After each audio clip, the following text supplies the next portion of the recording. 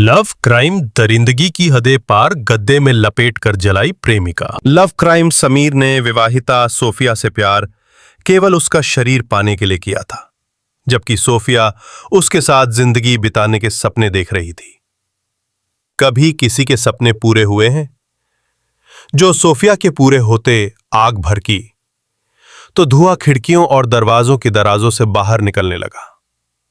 पड़ोसियों ने तुरंत इस बात की जानकारी फायर और पुलिस कंट्रोल रूम को दे दी। पुलिस कंट्रोल रूम ने तत्काल इस बात की सूचना मुंबई के उपनगर चैंबूर के थाना पुलिस को दी। सूचना के अनुसार लल्लू भाई कंपाउंड की इमारत की 5वीं मंजिल के किसी फ्लैट में आग लगी थी। उसमें से निकलने वाले धुएं से मानव शरीर के जलने की गंध आ रही थी।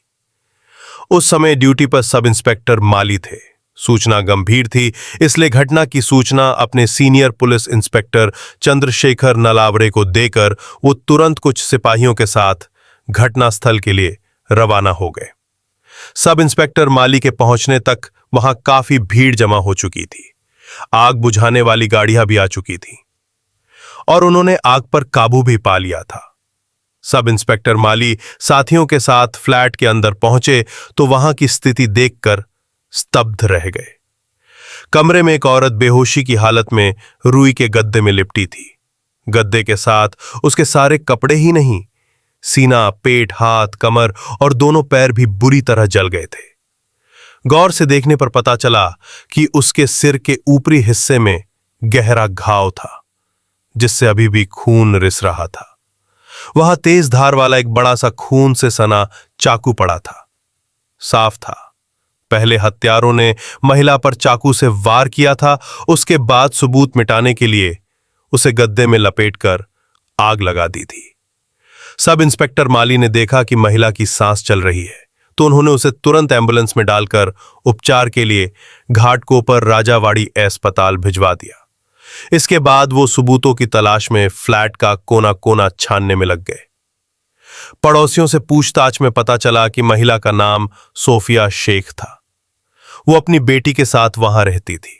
श्री माली अपने सहायकों के साथ सोफिया के बारे में जानकारी जुटा रहे थे कि घटना की सूचना पाकर joint CP Kaiser Khalid, additional CP Laxmi Gautam, ACP Vijay Meru, senior inspector Shankar Singh Rajput, inspector Chandrashekhar. Sophia इस स्थिति में नहीं थी कि वो इस सवाल का जवाब देती। वो उस समय जिंदगी और मौत के बीच झूल रही थी। वैसे भी उसके बचने की संभावना कम थी। आखिर वही हुआ जिसका सभी को अंदाजा था। लाख कोशिश के बाद भी डॉक्टर सोफिया को बचा नहीं सके। उसी दिन शाम लगभग 6 बजे सोफिया ने दम तोड़ दिया था। सोफिया की मौत के बाद हत्यारों के बारे में पता चलने की पुलिस की उम्मीद खत्म हो गई थी। अब उन्हें अपने तरीके से कातिलों तक पहुंचना था। सोफिया की हत्या किसने और क्यों की, वे कहां के रहने वाले थे, अब पुलिस के लिए यह एक रहस्य बन गया था। सीनियर इंस्पेक्टर शंकर सिंह राजपूत ने इस मामले की जांच इंस्पेक्टर चंद्रशेखर नलावड़े को सौंप दी थी। सीनियर इंस्पेक्टर शंकर सिंह राजपूत के मार्गदर्शन में इंस्पेक्टर चंद्रशेखर नलावड़े ने इंस्पेक्टर प्रमोद कदम, असिस्टेंट इंस्पेक्टर पोपट सालुके, सब इंस्पेक्टर संदेश मांजरेकर, सिपाही भरत ताजे, राजेश सोनावणे की एक टीम बनाकर मामले की तफ्तीश तेजी से शुरू कर दी। चंद्रशेखर की इस टीम ने सोफिया की बेटी, इमारत में रहने वालों और उसके नात रिश्तेदारों से लंबी पूछताछ की। इमारत में लगे सीसीटीवी कैमरों की फुटेज भी देखी, लेकिन काफी मेहनत के बाद भी उसके कातिलों तक पहुंचने का पुलिस को कोई सुराग नहीं मिला। जब इस पूछताछ से पुलिस को कोई सुराग नहीं मिला, तो पुलिस ने सोफिया के मोबाइल नंबर की कॉल डिटेल्स निकलवाई। पुलिस की नजरें कॉल डिटेल्स के उस नंबर पर जम गईं जो उस दिन सोफिया पर हमला होने से पहले आया था। वही अंतिम फोन भी था। वो फोन 12:03 पर आया था। सोफिया ने उसे रिसीव भी किया था। इसका मतलब उस समय तक वो जीवित थी। इसके बाद ही उस फ्लैट में आग लगने की सूचना पुलिस और फायर ब्रिगेड को दी गई थी। इसका मतलब फोन करने के बाद 15 मिनट के अंदर हत्यारे अपना काम करके चले गए थे। इंस्पेक्टर चंद्रशेखर की टीम ने एक बार फिर इमारत में लगे सीसीटीवी कैमरों की फुटेज देखी। उस समय की तस्वीरों को गौर से देखा गया, लेकिन कोई स्पष्ट तस्वीर पुलिस को दिखाई नहीं दी। इसके बाद पुलिस ने उस नंबर पर फोन किया, लेकिन फोन बंद होने की वजह से बात नहीं हो पाई। तब पुलिस ने यह पता किया कि वो नंबर किसके नाम है। इसके बाद पुलिस ने पप्पू की निशानदेही पर घाटकोपर के तिलक नगर के सावले नगर के रहने वाले मुन्ना को उसके घर छापा मारकर गिरफ्तार कर लिया। पप्पू के पकड़े जाने से पूछताछ में उसने भी अपना अपराध स्वीकार कर लिया। इसके बाद दोनों को मेट्रोपॉलिटन मजिस्ट्रेट के समक्ष पेश करके 7 दिनों के पुलिस रिमांड पर लिया गया।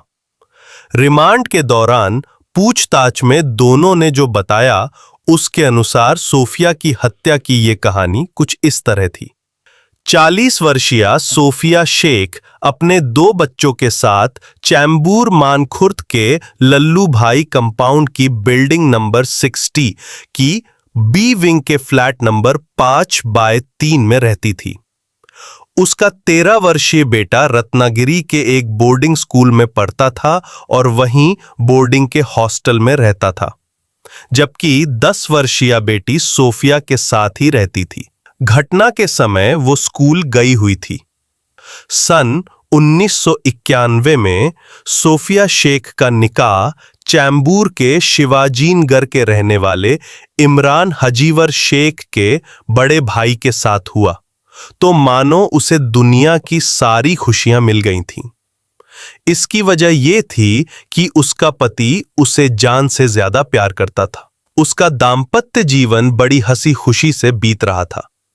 दोनों अपनी गृहस्थी जमाने की कोशिश कर रहे थे कि अचानक उनकी इस गृहस्थी पर किसी की काली नजर पड़ गई। अभी सोफिया के हाथों की मेहंदी भी ठीक से नहीं छूटी थी कि जिस पति ने उसका हाथ थामकर जीवन भर साथ निभाने का वादा किया था, वो हाथ ही नहीं बल्कि हमेशा हमेशा लव स्टोरीज के लिए उसका साथ छोड़कर चला गया। हैवानियत की एक ऐसी आंधी आई जिसमें उसका सुहाग पल भर में उड़ गया। सन 1992 में मुंबई में जो सांप्रदायिक दंगे हुए थे, उसमें उसका पति मारा गया था। पति की आकस्मिक मौत ने सोफिया को तोड़कर रख दिया। उसे दुनिया से ही नहीं, अपनी जिंदगी से भी नफरत हो गई। वो जीना नहीं चाहती थी, लेकिन आत्महत्या भी नहीं कर सकती थी। वो हमेशा सोच में डूबी रहने लगी। मुस्कुराने की तो छोड़ो, वो बातचीत भी करना लगभग भूल सी गई थी। उसकी हालत देखकर माता पिता परेशान रहने लगे थे। उसने जिंदगी शुरू की थी कि उसके साथ इतना बड़ा हादसा हो गया था।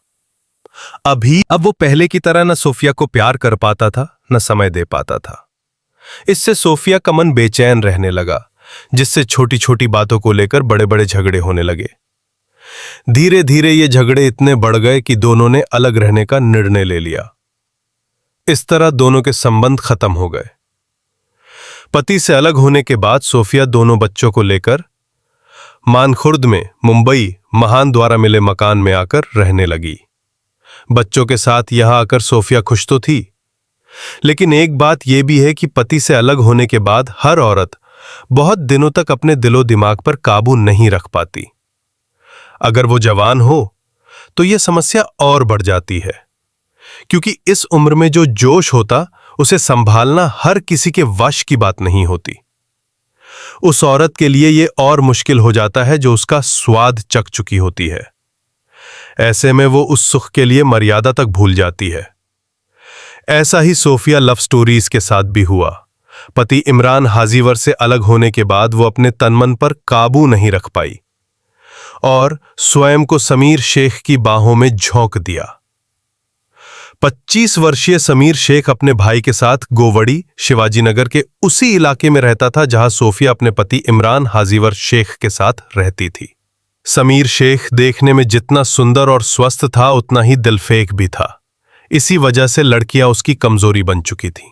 समीर के पास किसी चीज की कमी नहीं थी। वो दुबई की किसी कंपनी में नौकरी करता था।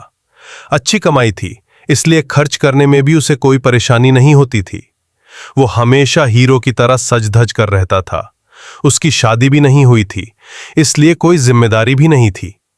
अपने दिलफेंक स्वभाव की ही वजह से जब उसने सोफिया को अपने एक रिश्तेदार के यहां देखा तो पहली ही नजर में उसे अपने दिल में बैठा लिया। कुंवारा समीर अपनी उम्र से बड़ी और 2 बच्चों की मां सोफिया पर मर मिटा। सोफिया जब तक अपने उस रिश्तेदार के घर रही तब तक महिलाओं को पटाने में माहिर समीर की नजरें सोफिया के इर्द गिर्द ही घूमती रहीं। सोफिया को भी एक ऐसे पुरुष की जरूरत थी जो उसके भटकते तनमन को काबू में ला सके। इसलिए समीर से नजरें मिलते ही उसने उसके दिल की बात जान ली। सोफिया ने समीर को तब देखा था जब वो लड़का था। आज वही समीर जवान होकर उसे अपनी ओर आकर्षित करने की कोशिश कर रहा था। समीर का भरा पूरा चेहरा, चौड़ी छाती और मजबूत। जब समीर और अपने से दोगुनी उम्र की सोफिया के प्यार की जानकारी समीर के घर वालों की हुई तो वे परेशान हो उठे। उन्हें इज्जत के साथ साथ उसके भविष्य की भी चिंता सताने लगी। उन्होंने दुनियादारी बताकर उसे समझाया बुझाया तो वो शादी के लिए राजी हो गया। इसके बाद उसके लिए पारिवारिक लड़की खोजी जाने लगी। समीर शादी के लिए तैयार तो हो गया था, लेकिन वो जानता था कि सोफिया आसानी से मानने वाली औरतों में नहीं है। उसने सिर्फ शारीरिक जरूरत के लिए ही उससे प्यार नहीं किया था, उसने उसे दिल से प्यार किया था। इसलिए वो जानता था कि सोफिया आसानी से उसे छोड़ने वाली नहीं है। समीर भले ही उससे शादी का वादा करता रहा था, लेकिन सच्चाई ये थी कि उसने मात्र शारीरिक जरूरत पूरी करने के लिए सोफिया से प्यार किया था। यही वजह थी कि घर वालों ने उसके लिए लड़की की तलाश शुरू की तो वो सोफिया को लेकर परेशान रहने लगा, क्योंकि वो जानता था कि सोफिया आसानी से तो क्या, बिल्कुल ही नहीं मानने वाली। पता चलने पर यह भी हो सकता था कि वो उसके खिलाफ रिपोर्ट दर्ज करा दे, तब बदनामी भी होती और समीर कानूनी शिकंजे में भी फंस जाता। इसलिए सोफिया नाम के इस कांटे को अपनी जिंदगी से निकालने के लिए उसने एक खतरनाक फैसला लेकर इसकी जिम्मेदारी अपने एक दोस्त पप्पू उर्फ इस्माइल शेख को सौंप दी। इसके बाद वो सोफिया से एक बार फिर शादी का वादा करके 20 नवंबर 2013 को दुबई चला गया। 28 वर्षीय पप्पू उर्फ इस्माइल शेख शिवाजी नगर में उसी इमारत में रहता था जिसमें समीर शेख का परिवार रहता था। उसकी आर्थिक स्थिति ठीक नहीं थी, इसलिए उसने लगभग साल भर पहले व्यवसाय करने के लिए समीर से 35,000 रुपए उधार लिए थे। समीर से रुपए लेकर उसने जो व्यवसाय किया था, संयोग से वो चला नहीं। फायदा होने की कौन कहे, उसमें उसकी जमा पूंजी भी डूब गई। जब पैसे ही नहीं रहे तो पप्पू समीर का कर्ज कहां से अदा कर पाता। समीर ने रुपए ब्याज पर दिए थे, जो ब्याज के साथ 50,000 रुपए हो गए थे। समीर ने अपने रुपए मांगे तो पप्पू ने रुपए लौटाने में मजबूरी जताई और कुछ दिनों की मोहलत मांगी। समीर जानता था कि पप्पू जल्दी रुपए नहीं लौटा सकता, इसलिए उसने मौका देखकर कहा, अगर तुम मेरा एक काम कर दो तो मैं तुम्हारा ये कर्ज माफ कर दूंगा।